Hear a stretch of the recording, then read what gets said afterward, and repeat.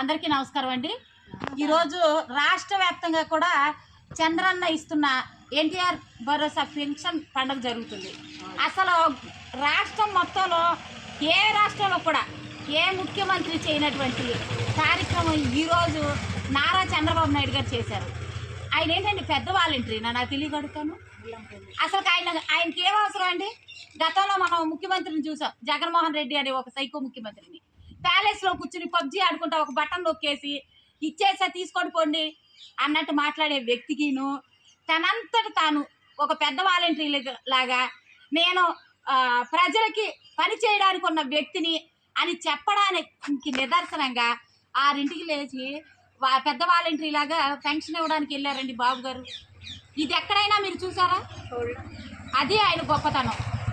చాలామంది కొన్ని కుక్కలు మరుగే కొడాలి నానిగా కానీ వైసీపీకి సంబంధించిన వాళ్ళంతా మీరు 7,000 పెన్షన్ ఇస్తానన్నావు, అది ఎలా జరిగిద్ది ఇది ఎలా జరిగిద్ది అంటే ఒక్కసారి వీళ్ళ ఆనందాన్ని వినండి. వీళ్ళ ఆనందాన్ని ఇంటే తెలుస్తుంది. ఏమో మీ అందరికి పెన్షన్ ఇచ్చారా? చంద్రబాబు నాయుడు గారు ఎంత ఇచ్చారు మీకు పెన్షన్? 7,000 రూపాయలు ఇచ్చారు. మీ ఉద్దేశం ఏంటి చంద్రబాబు నాయుడు గారు? ఇచ్చిన సంతోషంతో ఉన్నాం కనుక ఇలాంటి దినాలు ఎన్నో ఆయన చేతుల మీద గడపాలి, పెద్దవాళ్ళ సంతోషం పెట్టాలని, ఈ పరిపాలన ఆయన చల్లగా నిండా 100 ఏళ్ళు జీవించాలని మా ఆశ కూడా పెట్టుకుని చల్లగా దేవుడు పొందాలని వేడుకుంటున్నాం. వింటున్నావా? కొడాలి నాని జగన్మోహన్ రెడ్డి. కొడాలి నాని నువ్వు ఎక్కడో దాక్కుని చూస్తూ ఉండుంటావు, జగన్మోహన్ రెడ్డి ఏ ప్యాలెస్లో ఉందో చూస్తూ ఉంటాడు. ఇదిగో ఇలా ఇస్తారు. ఎలా ఇస్తారన్నారు కదా, ఇలా ఇస్తారు.